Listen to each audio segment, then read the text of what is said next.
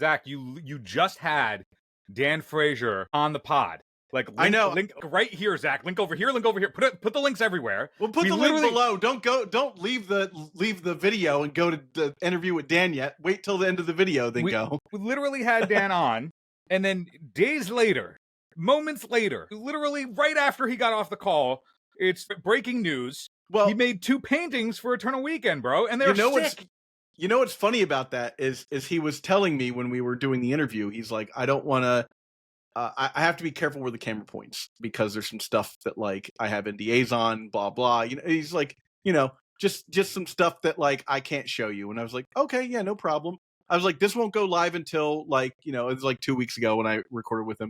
So I was like, this won't go live until like say. He's like, okay, but like it would have been cool if he would have been like, I can show you this if you can just keep your mouth shut about it. Yeah, just hold up until then. But like, then you would have needed to sign an NDA. It would have been a whole thing.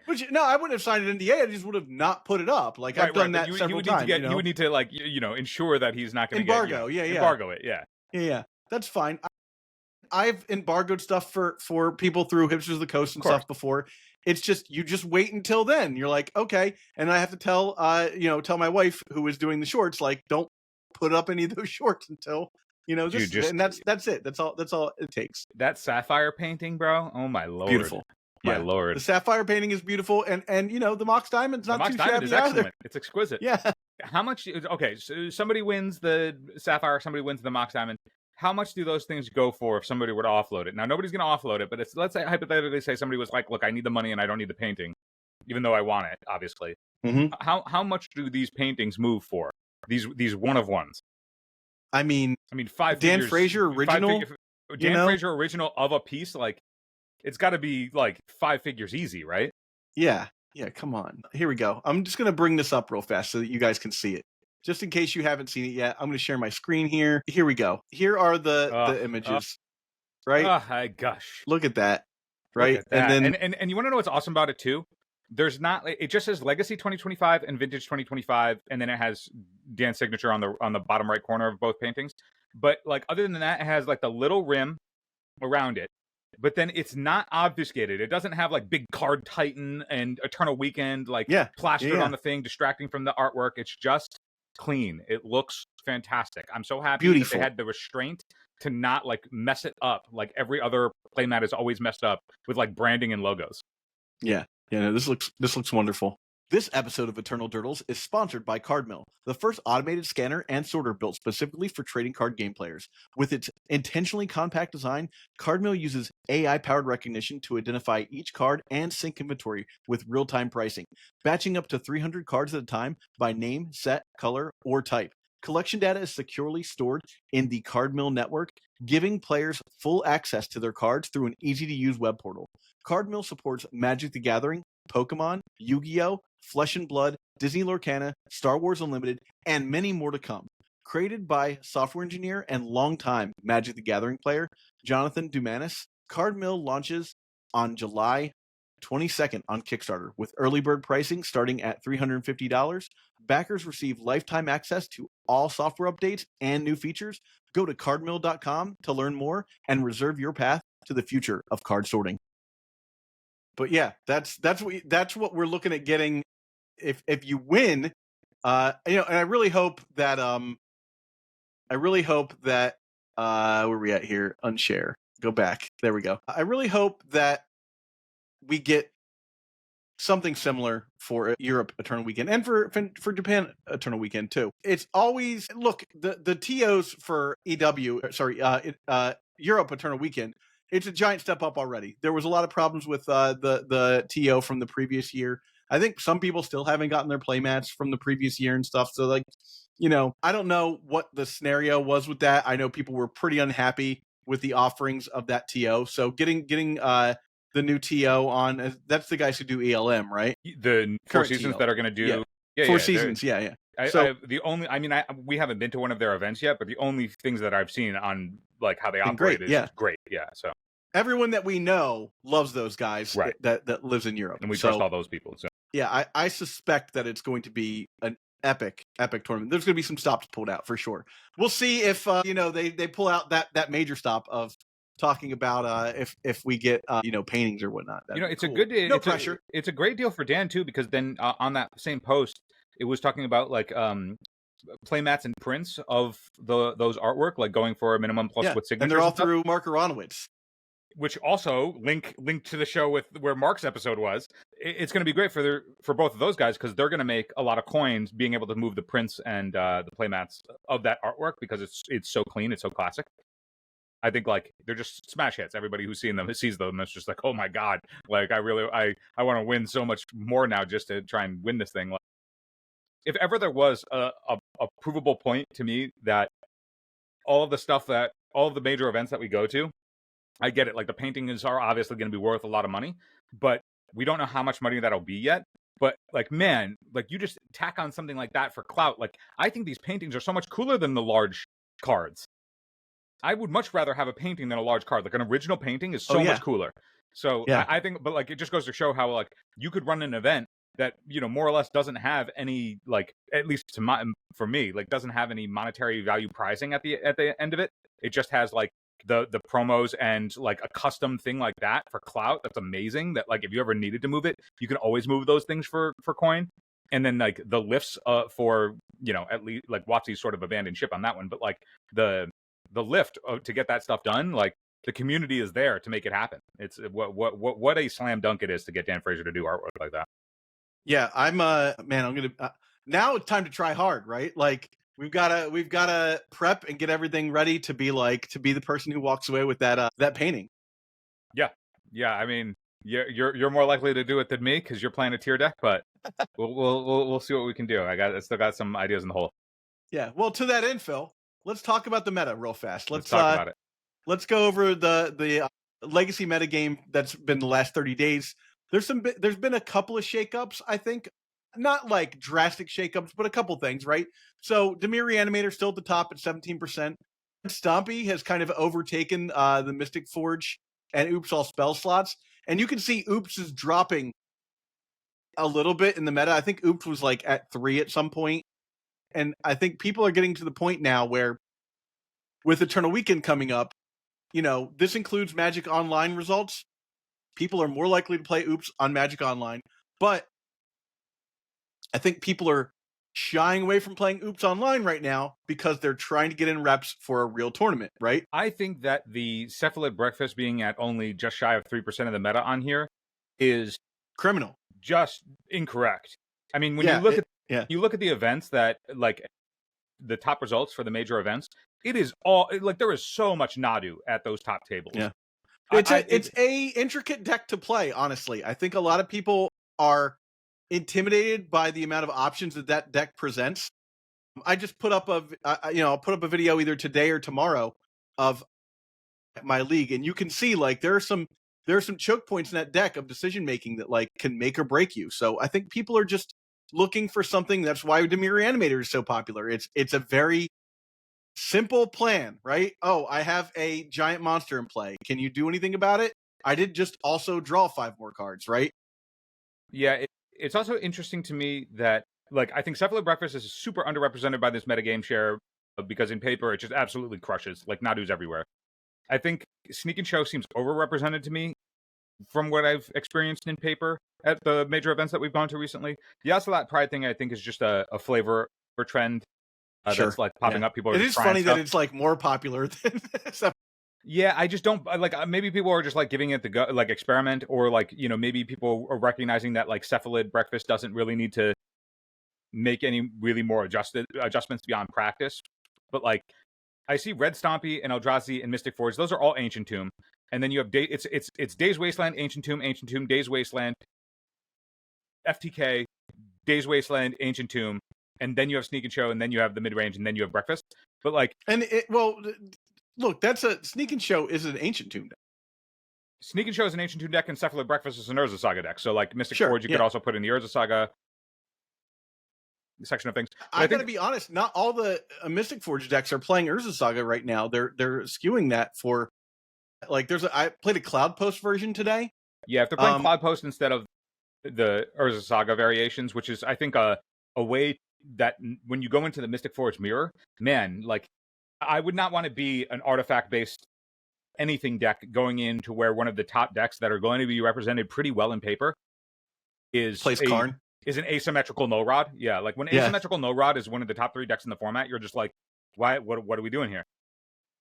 But I think that like it's not surprising to me that Dimir Reanimator, beyond being the best deck, is also just like still housing these Ancient Tomb decks. Like if you're playing against Eldrazi or playing against Red Stompy, like the thing that you certainly want to do is just put an attraction into play. And then I think it's just got like more pound for pound gain than Dimir Tempo has. Although like Dimir Tempo will just be able to like not care about the graveyard as hard, but it still has to care about the graveyard between Murktide and Nethergorth, but not in a way that can, blank cards in their deck. Finding the right high-end cards for Legacy, Vintage, Pre-Modern, or Old School Magic can be challenging. That's where friends 3-for-1 trading come in. 3-for-1 trading is buying all Magic the Gathering singles and entire collections, big and small. They're one of the top trading card game traders, buying way over 1 million Magic cards a year, and they are more than happy to make you an offer on your cards. In addition to sending in your cards, you'll also have the chance to sell and trade them at MagicCon Atlanta, taking place from September 26th to 28th. Huge thanks to 3-for-1 Trading for supporting the Legacy community. Now back to the show. As fruitfully. So the 3 big changes on here, aside from like switching around the top 10 a little bit, like gainers and losers and stuff, is that Eldrazi, Sneak and Show, and Ocelot Pride midrange are on this list, which they really weren't contenders a month ago. These are decks that you do have to think about, and one of the mistakes I made recently, Phil, was I was playing against a Sneak and Show deck, and like I just haven't seen that deck in a long time, so I was in a completely different mental space, and I was like, well, they're not playing Wastelands. I'm going to side out my basics, to make room for... And then dude was just like, Magus of the Moon. And I'm like, well, I'm glad I played against that to make that mistake. And remember, like, don't side out your basics. Fetch basics after board against this deck. Little things like that you don't think about when you're not playing the deck constantly, that you don't want to get got at Eternal Weekend on something as dumb as that, right? Yeah, and I also think that like you want to broad scope a bit more when you're going into the paper events.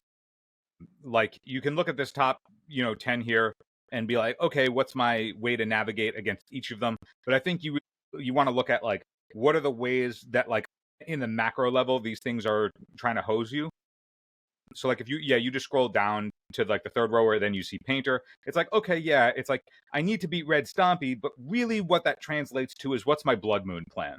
What's my mana denial plan? What's my, like just broadening it out a bit rather than only looking at specific decks. Like, yes, look at the specific decks for Reanimator because that's 20% of the field. Like, yeah, you want to have a plan for that because it's multiple angles. But when it comes to Stompy, like, what's the way that they're going to lock you out? If you can prevent yourself from getting locked out, then you can try and use your other tools to, like, actually parry between, like, ways that you're trying to kill them and ways that they're trying to kill you. But as long as you can still play the game, then you can operate with just having good cards in your deck. Whereas, like, if you get locked out, so, have your plan for Dave's Wasteland because that's going to lock you out. Have your plan for Blood Moon effects because that's going to lock you out. Have your plan for a Chalice of the Void post board against the Ancient Tombs decks because that's the type of stuff that's going to lock you out. And then vice versa for the decks that are trying to lock you out. What are the ways that players are just going to try and insulate themselves against what you're trying to do, and then how you level up? Yeah, one of the other things I do, Phil, and you're doing this too, is we have a spreadsheet where we're trying to collect 100 matches before Eternal Weekend in October. One of the things I like to do is write down why I lost or how I won against a deck, especially if I make a giant misplay. Like the Sneak and Show, I got Magus of the Moon. I'm like, oh yeah, like don't screw that up. And you might think, yeah, I mean, I learned that lesson. When you write it down, for me at least, I'm a very visual person. I can see myself writing that down later when I'm in that matchup later on, and I go, don't screw this up again. Remember that time you had to write down why you lost? There's research behind that too. Like, if you have something or trying to build a habit, just like routinely writing that thing down to like reinforce it is actually proven to like help build that habit. So it's, to me, it's one of the biggest things you can do to increase, like you increase your the retention of knowledge after this happens. People like may see me routinely when they play against me at the local winner board. gonna lose post match, they might see me just like whip my phone out and start like typing in my phone, and that's not me like texting away to other people. That's me like taking note about like what experiment that I was testing worked or didn't work. But like I do that pretty frequently when like after a match, like we'll talk about the game, we'll talk about like the decision point that like I haven't got clarified in my head. Like oftentimes you'll see it on 90s MTG too, where I'll like lay my hand down and then just immediately start talking about what I thought was the critical juncture, whether or not I understood why it went the way that I wanted to or not. But clarifying that way I can make note of it to then optimize after the fact. That's like something that I do pretty routine. Now, I don't necessarily have the results to back it up, but it does help me clarify my ideas, which is pretty helpful. Yeah, so I think that's also a really good point, is especially when you're playing with friends or at your local, amongst people, you read the room, obviously, amongst people that you are all at the same time, you all have the goal of like getting better at the game, or you're all like, hey, we're practicing for tournament X, Y, and Z, is actually talking it through after the match. Now, not everyone wants to do that. You don't do that to your Eternal Weekend opponent that's like, I need to get food. And then they're like, but if you're at a smaller event, talking out these matches, understanding from the pilot that plays the match that you're worried about, what their thought process was, is a great way to understand how the match should go. Yeah. And then as per always, when you're like putting your sideboard mapping together and everything, similar, you have your Days Wasteland plan, your Ancient Tomb plan, you got to have your Urza Saga plan, you got to have your Tameo Bowmaster plan. I think that like there will be the Dark Ritual diehards that will likely be on Doomsday more so than Storm, but you do have like the Storm aficionados that are just like dedicated to that deck, the same way that like people are going to show up with Maverick and D&T and lands, like at a much higher clip than I think you would run into online. Now, maybe because D&T has been doing relatively well recently, like it's been showing up online a little bit more, but in paper, I think like you just see those decks a lot more often because people are dedicated to them. So like I've been seeing a lot of Yurion too, like Yurion value plans. Yeah. So it's just like knowing that like the room that you walk into at any of these Eternal Weekends are going to be more flush with those decks that are a little bit more grindy than what we're used to, than like what may be representative from this online meta. Now the top tables, at least in the meta share that we're looking at right here, makes sense to me in that it's Days Wasteland, Ancient Tomb, Urza Saga, Bowmaster Tameo, of course. But when we get into Eternal Weekend, you're just also going to run into a lot more of like Life from the Loam and Karakas plus Felia, D&T watch out for lands. Shenanigans. Yeah. So like you have to have plans for that sort of thing as well. And that goes to show like if you're trying to get around Blood Moon, also like think, okay, how do I get around like Loam Locked and stuff like that? Eternal Durdles is proud to be sponsored by Moxfield. Moxfield is the best Magic the Gathering deck building website on the internet. You can create, share, and find decks from Commander to Legacy and even fan-supported formats like Pre-Modern and Old School. You can see all of our decks on our Moxfield. Follow the links below to stay tuned. That's why it really is important to get in as many reps as you can between now and Eternal Weekend, right?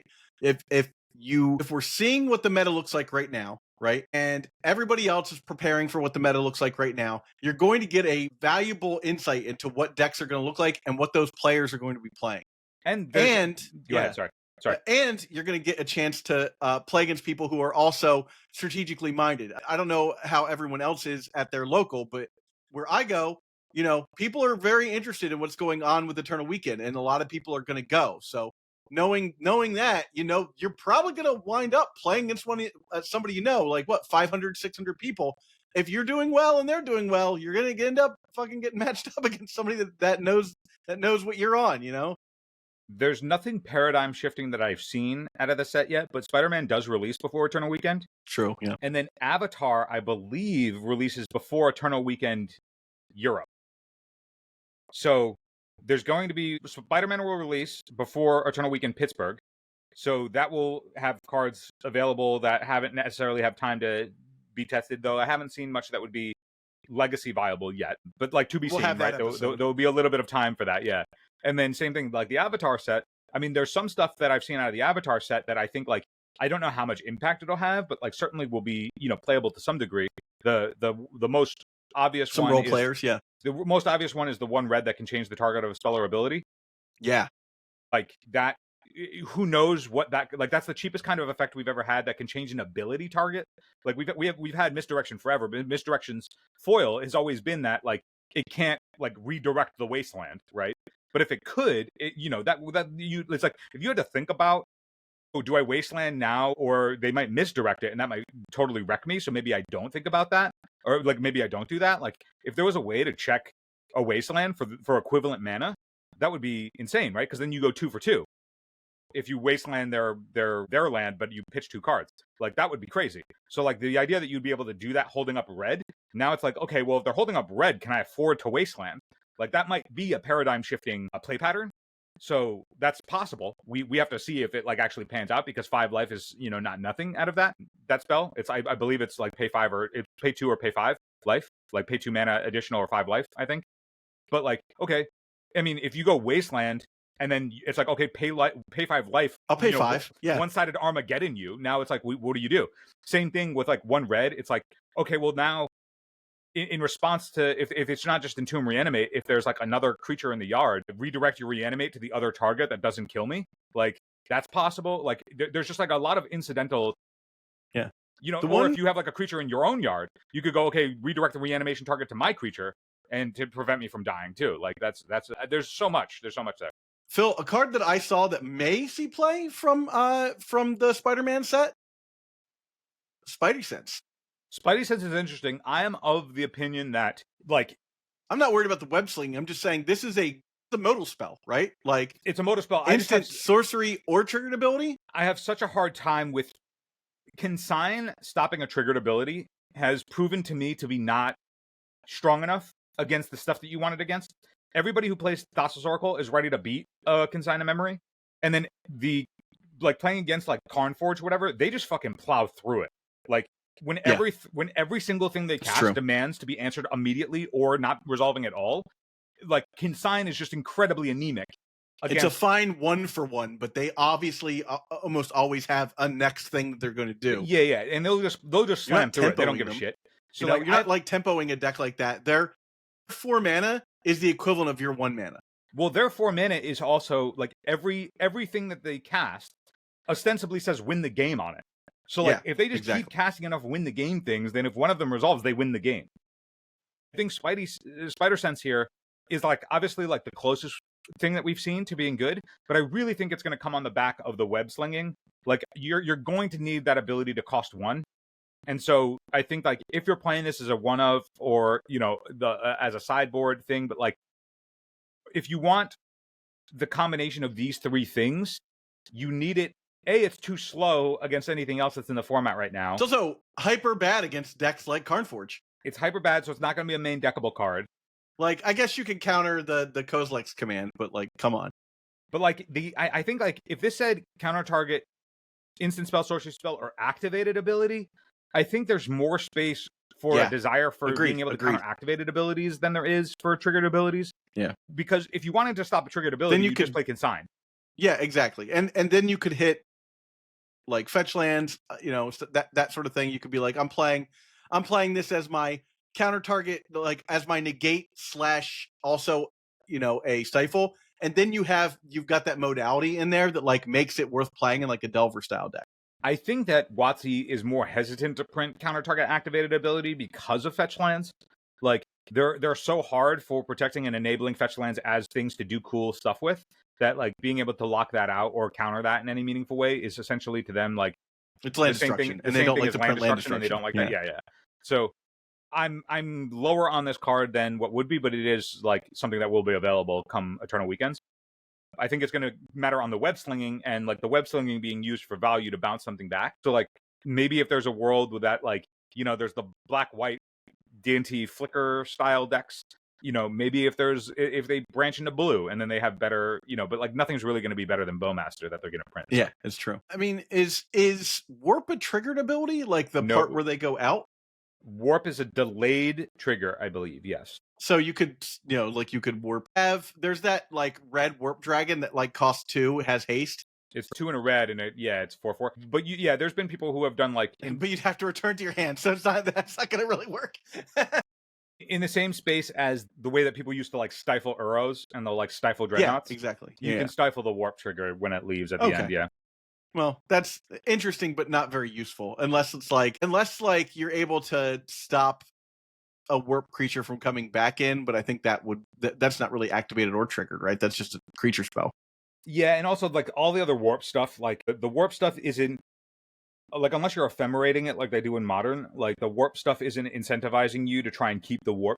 You're already getting the effect for, nil when you warp something. Yeah, The exactly. effect afterwards is just to spew, because all of the warp cards incentivize just like dumping your hand. Like the one that like the Ocelot mid-range deck, like that's just playing the warp card that doubles your tokens for the turn. So you're like, yeah, I just want to play all the shit that doubles all the shit and just make all the shit. And if you get to the point where you're actually casting that after the warp cost, you're probably losing. Right? Outside of like maybe Riddler, just because there isn't like the way to do what it's asking other than like you dump your hand and then go up a card. But like all of the other warp stuff, whether it's Emissary, whether it's Helia, I think it's pronounced Helia, the 3/3 for white, whether it's the one that doubles your token production for the turn, like all those things, because they're on the urgency timeline of going away at the end of the turn before you have to then recast it for double the mana. All of those things are just incentivizing you to absolutely bust your load as fast as possible. Go nuts, yeah. It's like it is warp incentivizes you to be the worst lover possible. All right. And with that said, we will catch you on the flip. Hey, if you enjoyed this episode, hit the subscribe button. You can also support us on patreon.com/EternalDurdles, which now offers the new deck donation tier. I'll play literally whatever you want. So brew your spiciest or stock us up with a stock list. I'll literally play whatever you want. Thanks for watching.